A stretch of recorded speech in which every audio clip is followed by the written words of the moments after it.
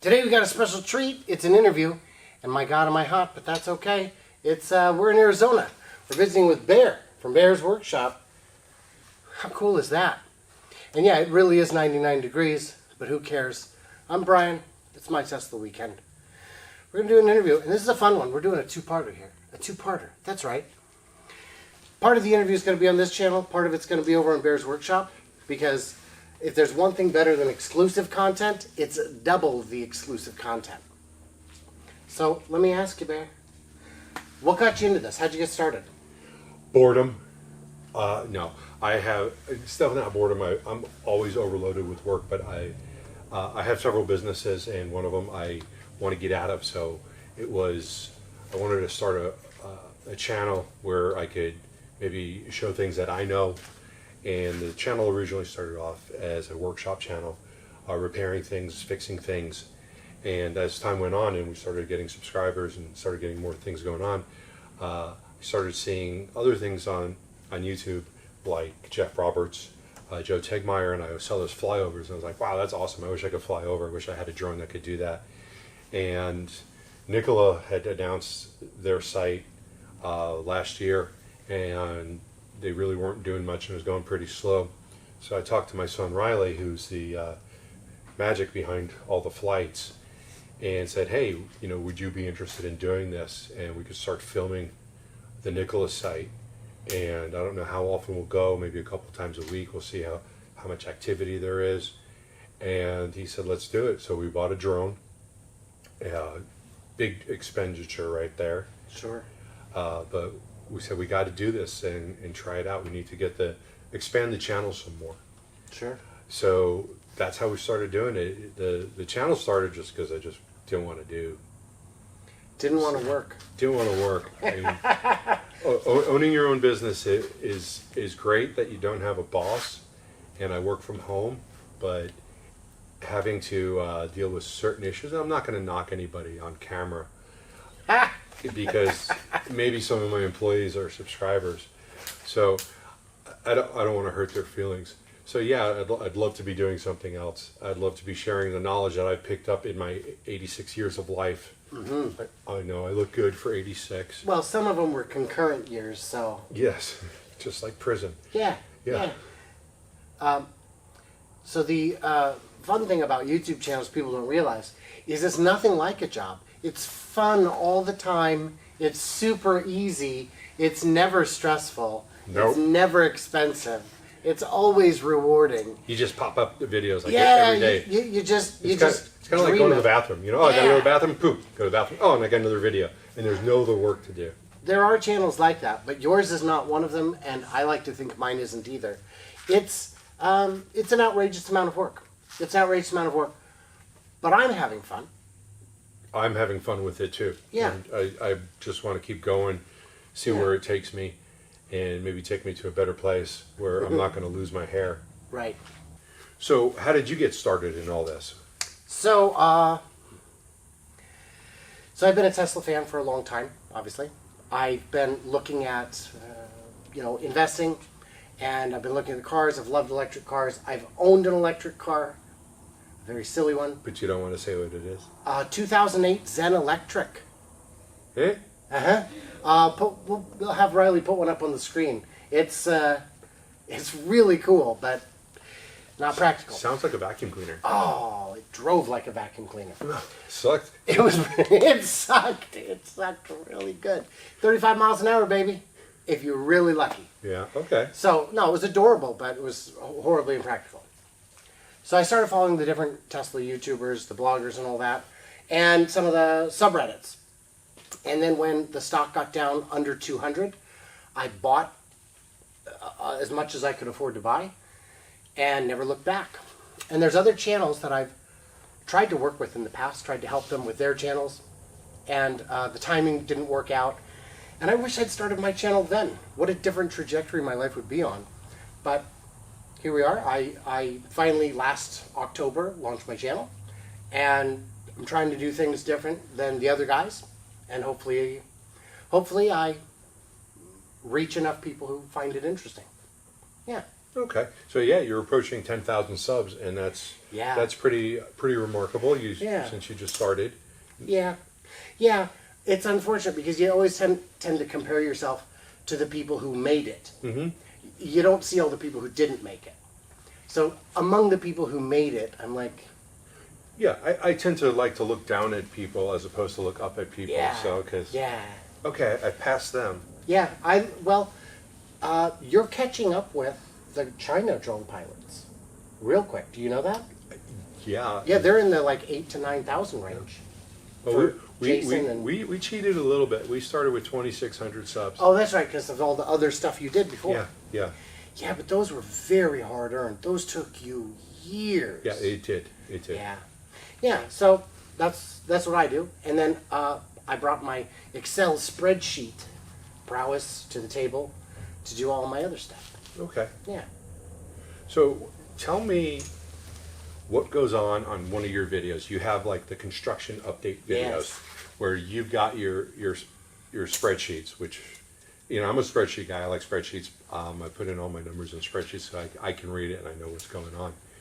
But you've got some formulas going on there. Yeah.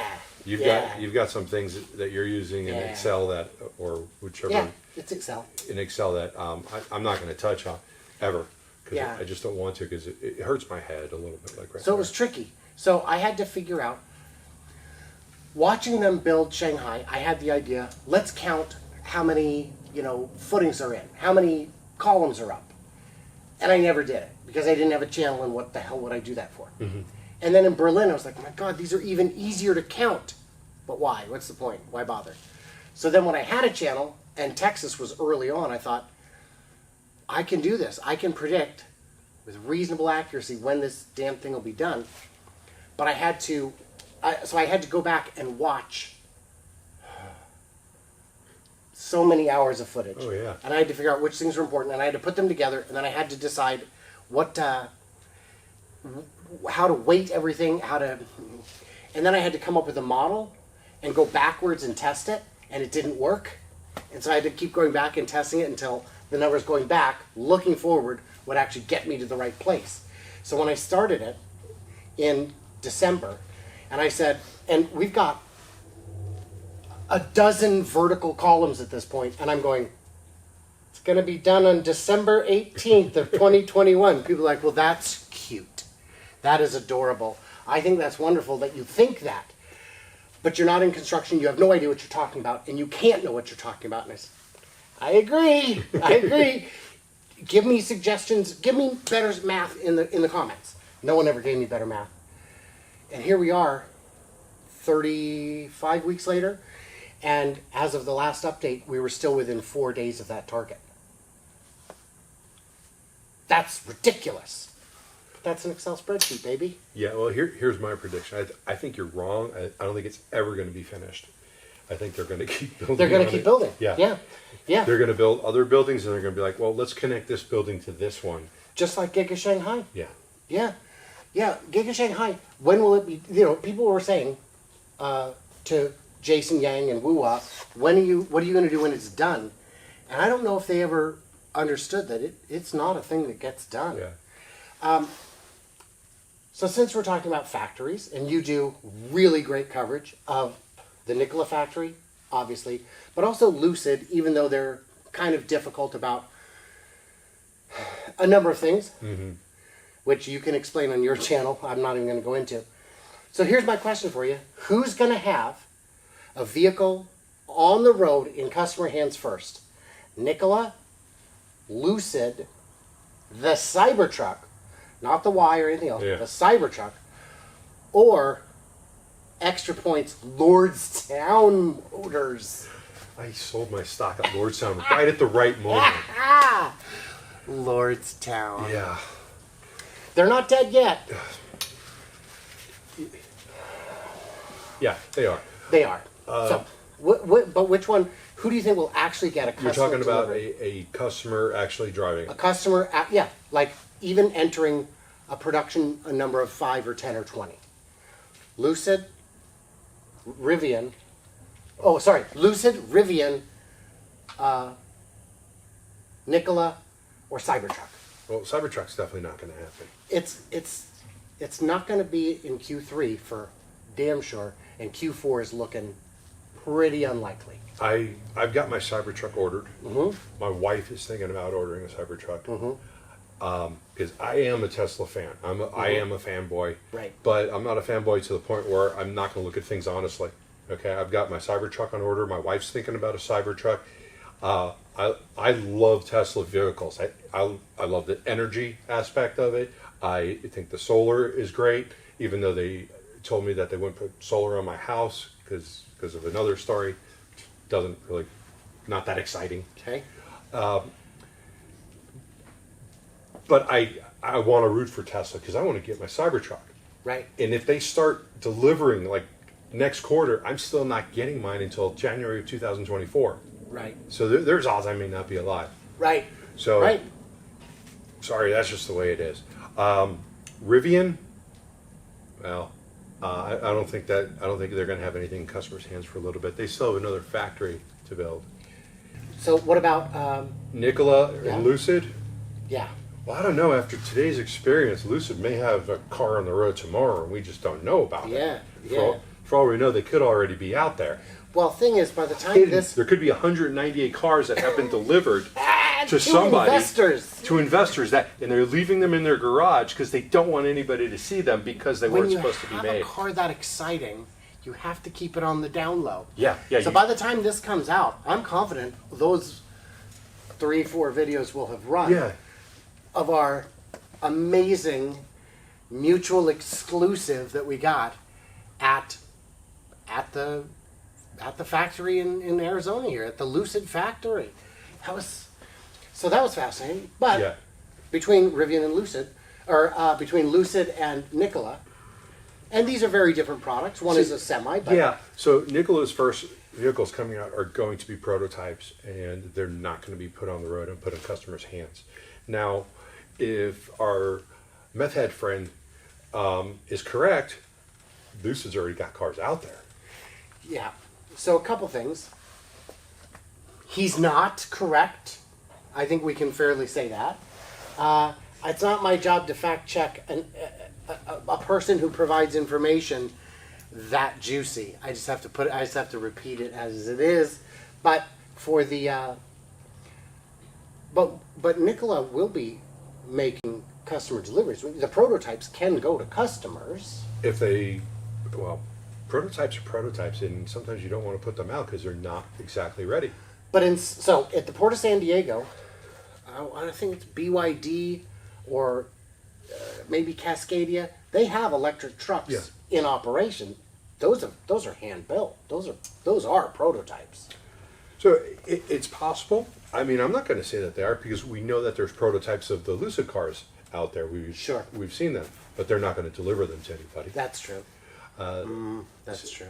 So it is possible they could build them and say, we can ship this out, and we're using the prototype in a real scenario, like at the ports, and to see if they work. Sure. So when do you think Nikola will begin customer deliveries? I would just be making something up if I said Sure. something. But it could happen before the end of the year if the ones that they're going to hand assemble. Sure. Because they did say that they were I believe they said that they were going to put out 2 prototypes to one of the customers that have put a letter of intent in. So they could have those 2 prototypes out, and they can have them out in a month or 2. That is possible. Lucid, you know what? Nobody knows what goes on in that big white box except for the landscapers. So They seem to have all the good information, all the best information. Yes, and we can talk about that because this is coming out. This is coming out after we've figured out what legal hurdles there are, if any, to releasing that. So, well, we have to take what he said with a grain of salt. I mean, let's talk about some of the strange things he was saying. He's saying that the land was owned by the Department of Homeland Security, right? Which we know that's not true. I have it. Right. I actually have legal documentation that was sent to me by Lucid that said Lucid owns the property on Thornton Road. Right. So I know it's not owned by the Department of Homeland Security. Right. He also said that they could be building hydrogen bombs in there.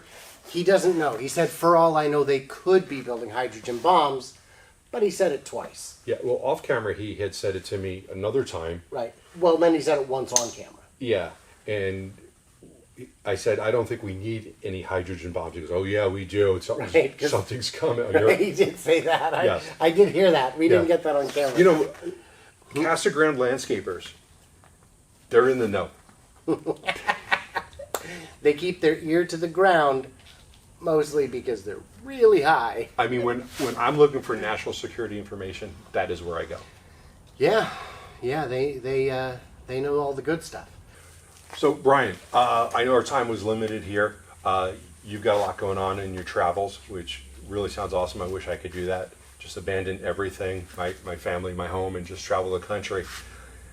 So, do you think you're going to be doing a trip like this again in the near future? I'm planning to go to Austin by myself, by air, in the next couple months, month or two. And on this trip, just so you know, I brought the whole family. I've got my crew that you see here, and more crew back at the Airbnb that I couldn't bring. And that is stressful. They don't look like stressful people. They don't look like it, but they are. Is that concurrent years as makes you older? That does. They put city miles on you. Okay. Well, I want to thank you for coming out. I had a great time. I appreciate it. I wish we had a little bit more time. I wish we could have gotten to get more factory exclusives, but my gosh. I think we got more than we ever thought we were going to get. If you haven't seen those 2 particular videos, wow. Yeah, that's going to be real interesting. Yeah. So, thanks for coming out again. Hopefully you can do this again. Maybe, who knows, maybe when you go to Austin, maybe I'll meet up with you there. Yeah. And we'll see, because apparently the combination of the two of us brings out good things. Brings out the, Yeah, we've been to Nikola 84 times at the time of this recording, and we've met one other Nikola employee. And you show up, and then we meet another one, which was nice, and he was very friendly. Yeah. And then the whole Lucid thing was incredible. It was off the charts. Yeah. So, if you like this video, go ahead and hit that like button. If you want to see more content like this in the future, please subscribe. And also check us out on Twitter. All right? Thanks for watching, and we're going to see you next time. Bye-bye.